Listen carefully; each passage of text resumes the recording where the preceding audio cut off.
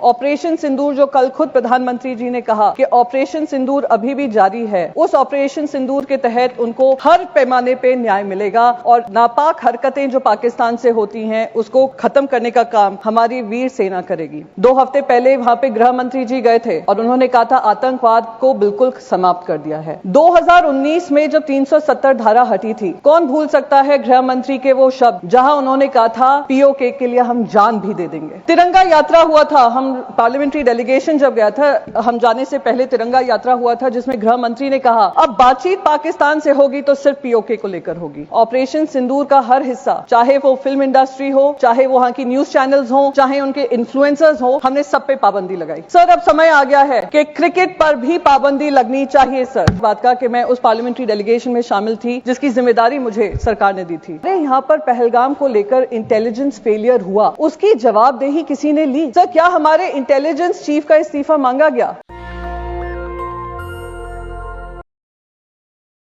Sir Siachen war memorial पे माननीय कवि श्री माखनलाल चतुर्वेदी जी की एक कविता है जो कहती है, मुझे तोड़ लेना वनमाली, उस पथ पर देना तुम फेंक, मातृभूमि पर शीश चढ़ाने, जिस पथ पर जावे वीर अनेक।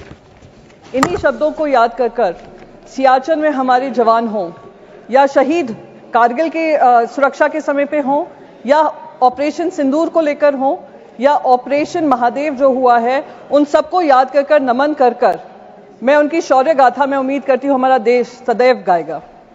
साथ ही साथ मैं उन सारे परिवारजनों को श्रद्धांजलि व्यक्त करना चाहूंगी जिनकी जाने वो पहलगाम में गई, आतंकी हमले में गई, पाकिस्तान स्पॉन्सर्ड आतंकी हमले में गई और वो अभी भी उम्मीद कर रहे हैं कि हर तरीके से ऑपरेशन सिंदूर जो कल खुद प्रधानमंत्री जी ने कहा कि ऑपरेशन सिंदूर अभी भी जारी है, उस ऑपरेशन सिंदूर के तहत उनको हर पैमाने पे न्याय मिलेगा और नापाक हरकतें जो पाकिस्तान से होती हैं उसको खत्म करने का काम हमारी वीर सेना करेगी।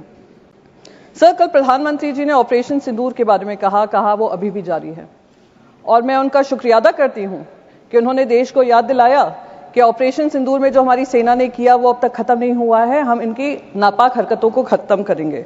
पर कुछ सुझाव मेरे भी हैं। जब पहलगाम हुआ था मेरे मन में भी बहुत सवाल थे।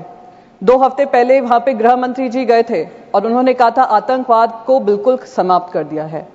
2019 में जब 370 धारा हटी थी, कौन भूल सकता है गृह मंत्री के वो शब्द जहां उन्होंने कहा था पीओके के लिए हम जान भी दे देंगे। तिरंगा यात्रा हुआ था, हम पार्लियामेंट्री डेलीगेशन जब गया था, हम जाने से पहले तिरंगा यात्रा हुआ था जिसमें गृह मंत्री ने कहा अब बातचीत पाकिस्तान से होगी तो सिर्फ पीओके को लेकर होगी। तो जब ऑपरेशन सिंदूर जारी था और अचानक से उस पर फुल स्टॉप लगा, मन में सवाल तभी भी था कि क्या हुआ जिस वजह से हमें ये सीज फायर करना पड़ा, क्योंकि हम सिर्फ पीओके की बात करना चाह रहे थे।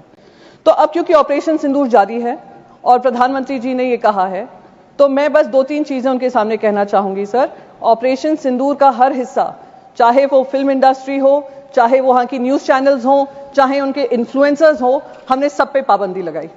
सर अब समय आ गया है कि क्रिकेट पर भी पाबंदी लगनी चाहिए। सर सर हमारे विदेश मंत्री ने कहा कि मैं गर्व होता है इस बात का कि मैं उस पार्लियामेंट्री डेलीगेशन में शामिल थी जिसकी जिम्मेदारी मुझे सरकार ने दी थी।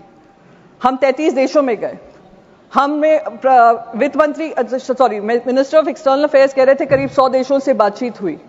मैं तो कह रही हूं गृह मंत्री जी से, सर आपको बहुत जगह फोन करने की जरूरत नहीं पड़ेगी, एक इंटरकॉम पे ही फोन कर लेंगे। आईसीसी के चेयरमैन को अगर आप कह देंगे कि ये इंडिया पाकिस्तान मैच नहीं हो सकता तो नहीं होगा, ये हमारे ऑपरेशन सिंदूर की कामयाबी होगी। सर हम जो 26 महिलाएं जो विधवा हुई वो उनके मुंह, हम उनके मुंह पे जाकर कहेंगे कि हमें वो इंडिया पाकिस्तान मैच खेलना है, हम पैसा कमाना चाहते हैं, पैसे के ऊपर आपका परिवार नहीं है।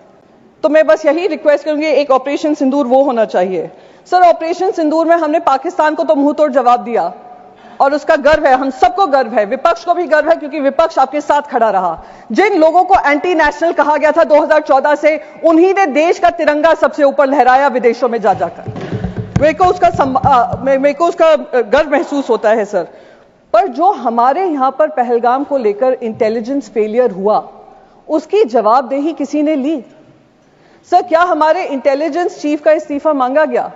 इंटेलिजेंस फेलियर जो हुआ उसके तहत किसी ने भी इसकी जिम्मेदारी लेते हुए इस्तीफा लिया? इस्तीफा होने चाहिए सर, तब तक ये ऑपरेशन सिंदूर कंप्लीट नहीं होगा जब तक आउटसाइड वर्ल्ड को तो हमने पाकिस्तान को 2 टूक जवाब देकर अकाउंटेबिलिटी तय की, जब तक इंटरनल अकाउंटेबिलिटी हम तय नहीं करेंगे। सेकंड हो गए। जय हिंद सर, जय Hind, thank you very much. National Dastak की आपसे गुजारिश है कि अगर इसको बचाना चाहते हैं तो नेशनल दस्तक को सब्सक्राइब करने के लिए रेड कलर के सब्सक्राइब बटन को दबाएं, फिर बेल आइकन की घंटी दबाएं। नेशनल दस्तक को बचाने के लिए बहुत जरूरी है कि हर खबर को शेयर करें, लाइक करें, कमेंट जरूर करें।